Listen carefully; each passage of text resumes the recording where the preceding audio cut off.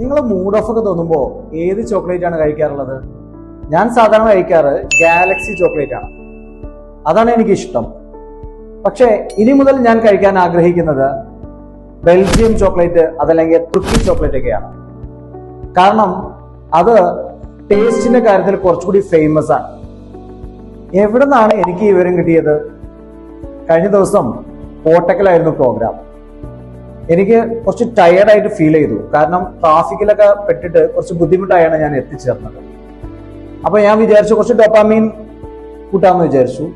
അതിന് വേണ്ടിയിട്ട് ഞാനൊരു ഗാലക്സി ചോക്ലേറ്റ് കഴിക്കാൻ വേണ്ടി കോട്ടക്കലെ ലീ ചോക്കോ 91 എന്ന് പറയുന്ന ആ ഷോപ്പിൽ കയറി. അപ്പൊ അവരോട് ഞാൻ ചോദിച്ചു, ഗാലക്സി ചോക്ലേറ്റ് ഉണ്ടോ? അപ്പൊ ഉണ്ടല്ലോ. അപ്പൊ ഞാൻ അവരോട് ചോദിച്ചു, ഫോറിൻ ആണോ? അപ്പൊ അവർ പറഞ്ഞു ഇന്ത്യൻ ആണ്. അപ്പോ ഞാനിതിൽ കുറച്ച് കൺസേൺ ആണ് എന്നവർക്ക് തോന്നിയതുകൊണ്ടായിരിക്കണം അവരെന്നോട് ചോദിച്ചു, സാർ ഇതൊന്ന് ടേസ്റ്റ് ചെയ്ത് നോക്കൂ എന്ന് പറഞ്ഞ് ഒരു ചോക്ലേറ്റ് തന്നു. ഞാനത് കഴിച്ചു നോക്കി, ടേസ്റ്റിയാണ്. അവർ പറഞ്ഞു, സാർ ഇത് ബെൽജിയൻ ചോക്ലേറ്റ് ആണ്.